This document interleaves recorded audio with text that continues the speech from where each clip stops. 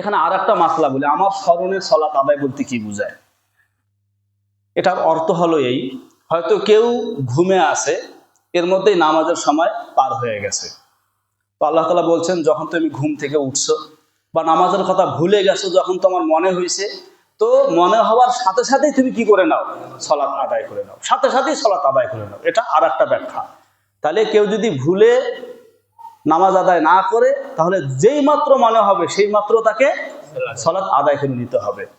হুজুর যদি সেটা মাকরু ওয়াক্ত হয়, এটা একটা মাসআলা, একটু মনোযোগ দিয়ে শুনুন তো, দেখি বোঝা যায় কিনা। মাসলাটা হলো এই, দিনে 3টা সময় আছে, যেই 3টা সময়ে নামাজ আদায় করা কি হারাম। হারাম বলেন কি, শুধু মাকরু না, হারাম।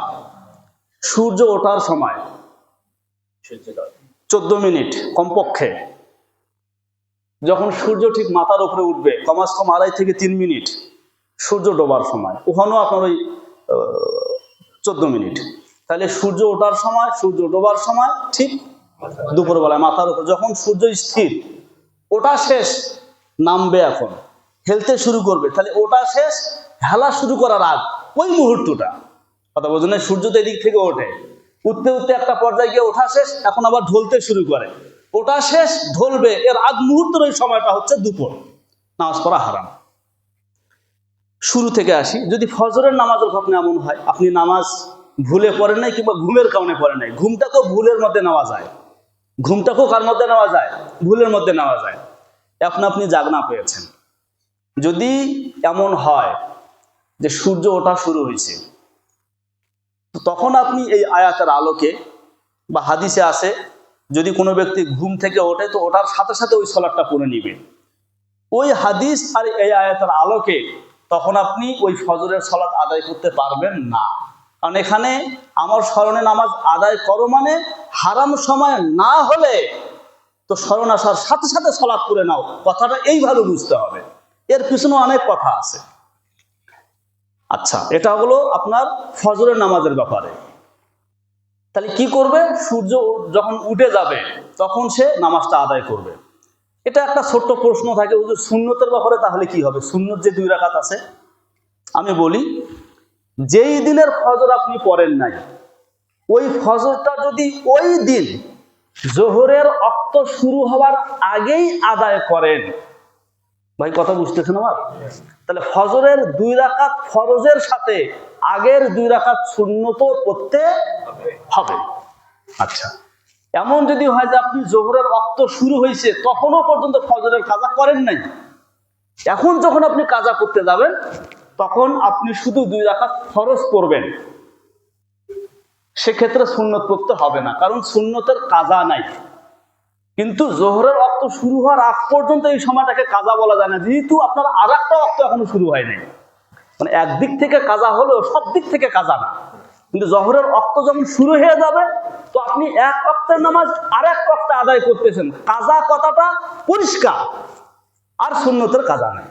তাহলে 2 রাকাত শুধু ফরজ পড়লেই চলবে। এরপরও কেউ যদি 2 রাকাত সুন্নত পড়তে চায়, অনুমতি আছে, না পড়াই ভালো।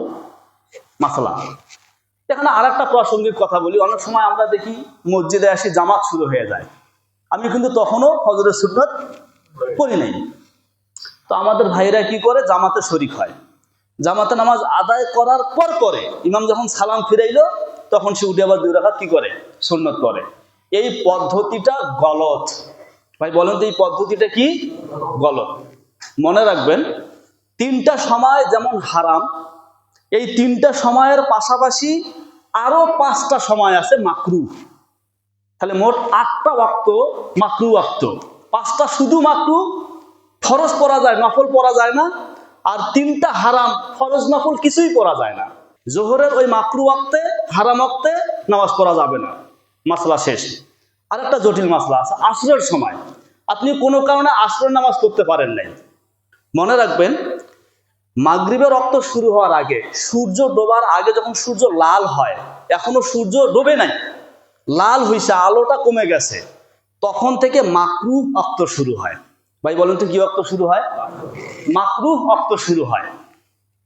একটা উসুল আছে, ফিকহি উসুল, যেই ওয়াক্তে যেই নামাজ পড়েন ওই নামাজের জন্য ওই অক্তটা সবব। অক্তটা কি সবব? সববটাকে কিভাবে বুঝাবো? মানে ধরেন দিন হওয়ার জন্য সূর্য ওঠা সবব।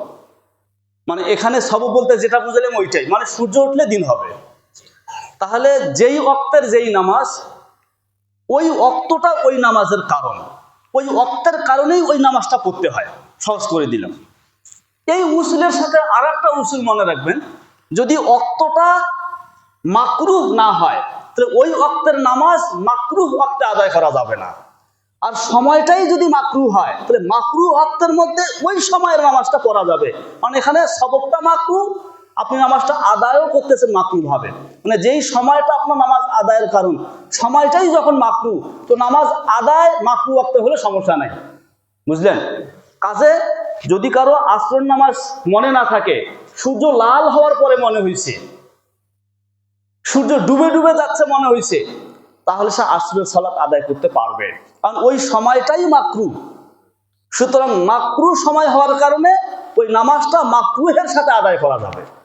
কিন্তু ফজরের নামাজের বেলায় সূর্য ওঠার আগে সূর্য লাল হয়, ওখানে কোনো মাকরুহ অক্ত নাই। এজন্য ফজরের নামাজটা সম্পূর্ণ পরিপূর্ণরূপে আদায় করতে হয়। কাজেই যখন সূর্য ওঠা শুরু হয়, মাকরুহ অক্ত শুরু হয়, তো মাকরুহ অক্তের মধ্যে ফজর পড়া যায় না। কিন্তু আসরের অক্ত শেষ হওয়ার মুহূর্তে যেহেতু অক্তটাই মাকরুহ, এজন্য মাকরুহ অক্তের মধ্যে ওই দিনের আসর পড়া যাবে। বুঝলেন কথা? হ্যাঁ, অন্য দিনের আসর আপনার কাজা হয়েছে, সেই আসর আবার পড়তে পারবেন না। আমি বুঝাইতে পারছি কিনা আল্লাহ জানে, মানে কিছুটা হলে তো বুঝছেন না। অন্য দিনের আসর আবার যাবে না, কারণ অন্য দিন আপনি যদি আসর না করে থাকেন, ওই আসর আবার কামেল অক্তে করতে হবে, পূর্ণাঙ্গ অক্তে করতে হবে। কেবল ওই দিনের আসরটা ওই দিনের সূর্য ডোবার আগ মুহূর্তে পড়া যাবে, বাস একটু মনে রাখলে ঠিক আছে। কথা কি বুঝে আসছে? তাহলে তোমরা নামাজ কায়েম করবে আমার স্মরণে।